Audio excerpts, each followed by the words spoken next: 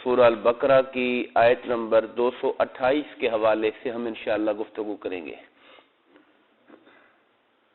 اللہ پاک نے ارشاد فرمایا والمطلقات، اور وہ عورتیں جنہیں طلاق دے دی گئی، مطلقات، اس کی واحد ہوتی ہے مطلقہ اور اس کی جمع ہے مطلقات۔ یتربصن، وہ روکے رکھیں، بانفسہن، اپنے آپ کو، ثلاثۃ قروء، 3 حیض کی مدت، اپنے آپ کو روکے رکھیں۔ کس بات سے؟ دوسرا نکاح کرنے سے روکے رکھیں۔ یعنی جن عورتوں کو طلاق دے دی گئی وہ آگے مزید نکاح کرنے سے اپنے آپ کو 3 جو پیریڈز ہیں ان کی مدت تک روکے رکھیں۔ ولا، اسی کو عدت کہا جاتا ہے۔ یہ جو روکا رکھنا ہے اپنے آپ کو، یعنی ایک طلاق کے بعد آگے دوسرا نکاح کرنے سے رکنے کے لیے جو پیریڈ دیا گیا ہے اس کو عدت کہتے ہیں۔ اس کا ایک کم سے کم پیریڈ ہے جو اس نے گزارنا ہے، باقی اس کے بعد نکاح کوئی فوری کرے یا نہ کرے یہ اس کا معاملہ ہے، مگر اتنا پیریڈ کہا گیا کہ لازماً آپ نے اس دوران نکاح نہیں کرنا۔ یہ نہیں ہے کہ ادھر سے طلاق ہوئی اور آپ نے اگلے ہفتے اور جگہ شادی کر لی۔ اسلام نے اس انسٹیٹیوشن کو ایک غور و فکر کے حوالے سے ایک پیریڈ رکھا ہے، اور اس عدت کی کئی وجوہات ہیں۔ ظاہر ہے کہ جب ایک عورت کو ایک مرد نے طلاق دی ہے تو اب اس عورت نے سوچنا ہے کہ میرے ساتھ جو معاملہ ہوا ہے اس کی وجوہات کیا ہیں، اپنے حالات پہ غور و فکر کرنا ہے۔ شادی ایک مذاق نہیں ہے کہ ادھر سے توڑی ادھر سے کر لی، ادھر سے توڑ لی ادھر سے کر لی، اس طرح نہیں، بلکہ یہ تو ایک ایسا انسٹیٹیوشن ہے جس کو پائیدار بنیادوں پر، دیرپا بنیادوں پہ چلنا چاہیے، ایور لاسٹنگ ہونا چاہیے، انسان کی زندگی کا سفر ہوتا ہے یہ۔ تو اللہ پاک نے کہا کہ اتنی جلدی مت کرو، رک جاؤ اور غور و فکر کرو اپنے حالات اور معاملات کے اوپر۔ اور اس کی جو سب سے بڑی وجہ جس کو شریعت بیان کرتی ہے وہ یہ ہے کہ پچھلے مرد کے ساتھ بطور شوہر آپ کا تعلق تھا، تو ظاہر ہے کہ اس کے ملاپ سے ہو سکتا ہے کہ اس کا نطفہ آپ کے اندر پرورش پا رہا ہو، اور وہ نطفہ اگر پرورش پا رہا ہے تو پھر تو وہ اولاد ہے اس پچھلے شوہر کی۔ تو اگر آپ نے فوری طور پہ اور نکاح کر لیا تو یہ خلط ہو جائے گا، اختلاط ہو جائے گا، اور بچے کا جو نسب ہے وہ مشکوک ہو جائے گا کہ وہ کس کی اولاد ہے۔ اس لیے رک جاؤ جب تک کہ معاملہ اس حمل کا کلیئر نہ ہو جائے، اور اگر وہ حمل کے ساتھ ہے تو پھر تو اس کی جو عدت ہے وہ کب تک جاری رہے گی؟ جب تک کہ وہ بچے کو ڈیلیوری، برتھ نہ، بچے کی پیدائش نہ ہو جائے، وضع حمل ہم اسے کہتے ہیں۔ اب عورتوں کے مختلف حالات کی وجہ سے ان کی عدت کا دورانیہ مختلف ہو جاتا ہے۔ قرآن مجید میں اللہ پاک نے کئی مقامات پر اس کا ذکر کیا۔ یہ وہ موضوع ہے جسے اللہ نے قرآن میں اپنی آیتوں کا حصہ بنایا ہے، اور آپ حیران ہوں گے کہ نماز، روزے، حج، زکوٰۃ پر اتنی تفصیلات کے ساتھ اللہ پاک نے کلام نہیں کیا جتنا انسانوں کی خاندانی زندگی پر، ان کے معاملات پہ خدا کی کتاب نے اس کو فوکس کیا ہے۔ آج ہماری جو تبلیغیں ہیں وہ تبلیغیں محض ایک عبادات کی حد تک رہ گئی ہیں، نماز پڑھ لیا کریں تو تسبیح کر لیا کریں، مگر ہماری جو عمومی زندگی ہے، ہماری گھریلو زندگی، ہماری میاں بیوی کا جو تعلق ہے، ہمارے بچوں کے ساتھ ہمارا معاملہ، والدین کے ساتھ معاملہ، وہ چیزیں ہماری تبلیغ کا فوکس نہیں رہی ہیں۔ حالانکہ قرآن کی 20 نہیں 85 آیتیں ہیں جو اس موضوع کے اوپر گفتگو کرتی ہیں۔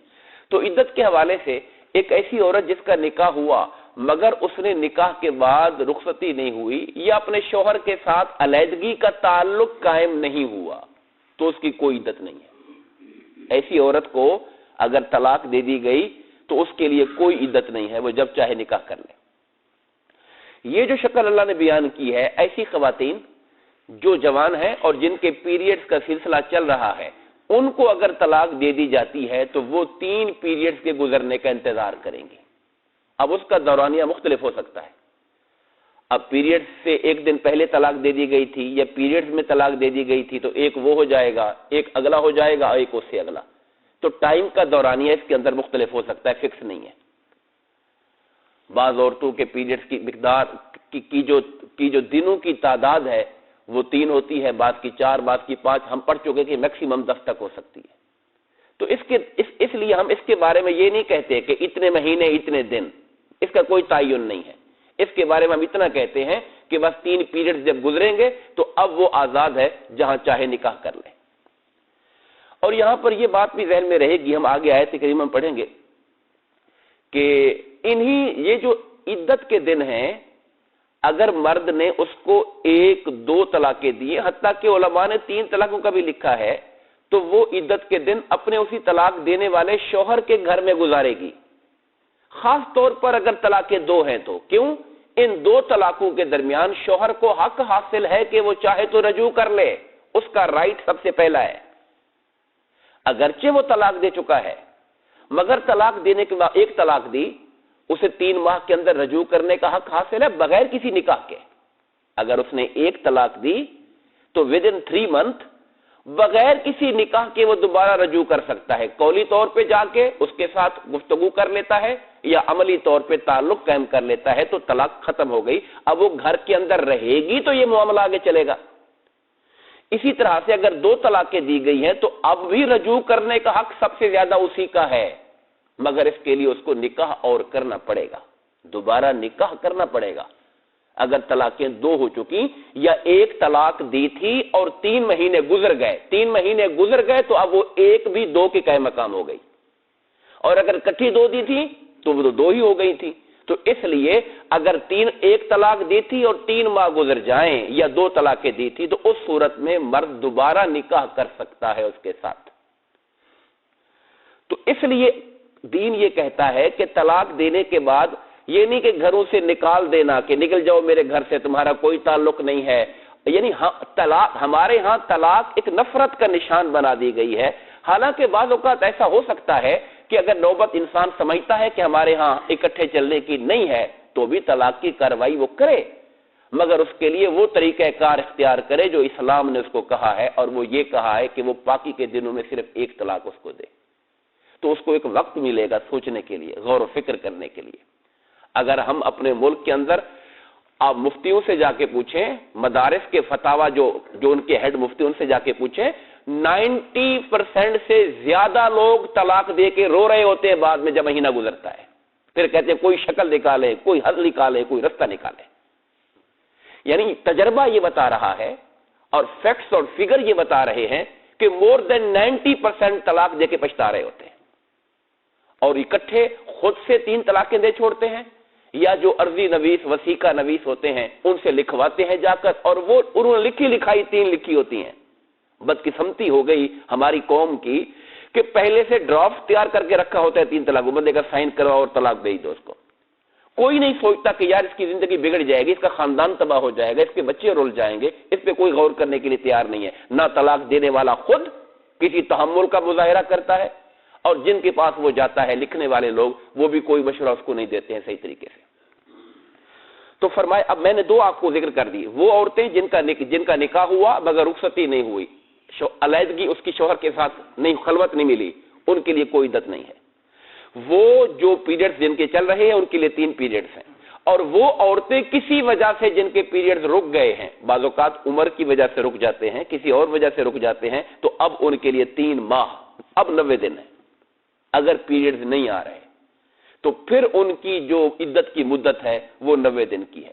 اور اگر وہ عورت، جیسا کہ ہم نے پیچھے ذکر کیا، وہ پریگننٹ ہے اور خدا نخواستہ طلاق دے دی گئی ہے، تو اب اس کی جو عدت ہے وہ بچے کی پیدائش تک ہے، بھلے وہ 6 مہینے بعد پیدائش ہو، بھلے 8 مہینے بعد ہو، بھلے 9 مہینے بعد ہو۔ اب اس کی جو عدت ہے وہ وضع حمل ہے، بچے کی پیدائش تک ہے۔ شوہر فوت ہو جائے تو اس کی عدت اور ہے، وہ 4 ماہ 10 دن ہے۔ اگر کسی عورت کا شوہر فوت ہو جاتا ہے تو اس کی عدت جو ہے وہ 4 ماہ 10 دن ہے۔ یہ مختلف عورتوں کی کنڈیشن کے اعتبار سے عدت کے مختلف دورانیے ہیں۔ وَلَا يَحِلُّ لَهُنَّ أَن يَكْتُبْنَ مَا خَلَقَ اللَّهُ فِي أَرْحَامِهِنَّ، عورتوں کے لیے جائز نہیں ہے کہ اللہ نے ان کی رحموں میں، ان کے پیٹوں میں جن بچوں کو پیدا کر دیا ہے، جن نطفوں کو وجود دے دیا ہے، وہ اس کو چھپائیں، ان کو چھپانے کا حق نہیں ہے۔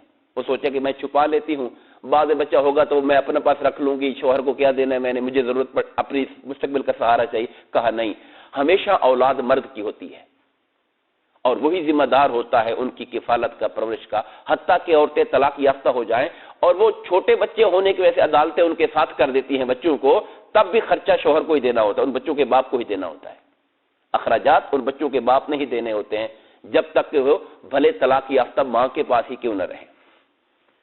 ان کن یؤمن باللہ والیوم الاخر، اگر وہ عورتیں اللہ پر اور قیامت کے دن پر ایمان رکھتی ہیں تو انہیں قطعاً جائز نہیں کہ وہ اپنے پیٹ میں جو کچھ ہے اسے چھپائیں۔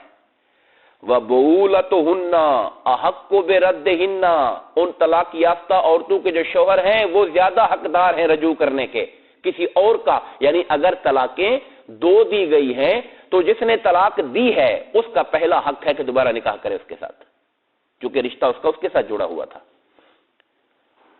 ان ارادو اصلاح، بشرطے کہ وہ شوہر اصلاح کی نیت چاہتا ہو، یہ نہ ہو کہ پھنسانا چاہتا ہے یا اس کو پریشان کرنا چاہتا ہے۔ ان ارادو اصلاح، اگر وہ شوہر اصلاح چاہتے ہیں، صلح جوئی چاہتے ہیں، تو ان کا حق پہلا ہے کہ وہ دوبارہ نکاح کر لیں اس کے ساتھ۔ وَلَهُنَّ مِثْلُ الَّذِي عَلَيْهِنَّ بِالْمَعْرُوفِ، اور ان عورتوں کے بھی حقوق ہیں۔ یہ قرآن مجید کی جو آیت کریمہ ہے یہ بڑی معجزانہ آیت ہے، چھوٹی سی آیت ہے، وَلَهُنَّ مِثْلُ الَّذِي عَلَيْهِنَّ بِالْمَعْرُوفِ، مگر معانی کا سمندر ہے، ان عورتوں کے بھی حق ہے جیسا کہ ان کے فرائض ہیں، صرف ڈیوٹیاں نہیں ہیں، کچھ حق بھی ہیں ان عورتوں کے۔ یہ اسلام نے کاری ضرب لگائی اس 1400 سال پہلے جب دنیا میں عورت کو کوئی مقام حاصل نہیں تھا، جب کوئی اسے انسان کا درجہ دینے کے لیے تیار نہیں تھا، کوئی مذہب اسے بدی کا مرکز سمجھتا تھا، کوئی اسے پاؤں کی جوتی سمجھتا تھا۔ اسلام نے کہا ان کے بھی حقوق ہیں، وَلَهُنَّ، ان کے حقوق ہیں اسی طرح سے جیسے ان کے فرائض ہیں، بالمعروف، شریعت کے دستور اور طریقے کے مطابق۔ دین نے جس کو جو حق دیا ہے وہ اس کو ملنا چاہیے۔ وَلِلرِّجَالِ عَلَيْهِنَّ دَرَجَةٌ، ہاں مردوں کو ایک درجے کی فضیلت ہے۔ کتنے درجوں کی؟ ایک درجے کی، اور وہ انتظامی درجہ ہے۔ جب ایک یونٹ بنے گا انتظامی گھر کا، اس گھر کی سربراہی کس کو کرنی چاہیے؟ وہ سربراہی جو انتظامی مینیجیریل ذمہ داری ہے، مینیجیریل انتظامی ذمہ داری، وہ اللہ نے مرد کے ہاتھ میں رکھی ہے۔ کیوں؟ اللہ نے مردوں اور عورتوں کی جو بناوٹ ہے، ان کی جو تخلیق ہے، ان کی جو طاقتیں ہیں، ان کی جو صلاحیتیں ہیں، ان دونوں میں فرق رکھا ہوا ہے۔ ہر کوئی اپنے اپنے فیلڈ میں کام کرے گا۔ تو مردوں کو اللہ پاک فرماتا ہے ہم نے ایک درجہ فضیلت دی ہے۔ ایک اور مقام ہے الرجال قوامون علی النساء، مرد عورتوں پر نگران بنائے گئے ہیں، یعنی گھر کی جو سلطنت ہے اس سلطنت کا جو راجہ بنایا گیا ہے، جو سربراہ بنایا گیا ہے، جو منتظم بنایا گیا ہے، وہ اللہ پاک نے مردوں کو بنایا ہوا ہے۔ تو یہ فرمایا یہ اپنی جگہ پر فضیلت کا پہلو ہے، مگر عورتوں کے بھی حقوق ہیں اسی طرح جیسا کہ ان کی ذمہ داریاں ہیں۔ واللہ عزیز حکیم، کسی کو اچھا لگے کسی کو برا لگے، مگر یہ حکم اللہ دے رہا ہے جو سب پہ غالب ہے اور انتہائی حکمت و دانائی والا ہے۔ یہ خدا کا حکم ہے۔ کوئی تہذیب بھی، یہودی یہ کہتے ہیں، عیسائی یہ کہتے ہیں، ہندو یہ کہتے ہیں، کوئی جو مرضی کہتا پھرے، خدا فرماتا ہے یہ میرا فرمان ہے، یہ حکم میں تمہیں دے رہا ہوں، اور میں عزیز و حکیم ہوں، ہر چیز پہ غالب ہوں اور حکمت و دانائی والا ہوں۔ اس لیے اے میرے ماننے والوں، میرے احکامات کو سمجھو اور اس کی تعمیل کرو۔ دعا ہے کہ اللہ تعالی ہمیں اس کی توفیق عطا فرمائے۔ آمین۔ وما علینا الا البلاغ المبین۔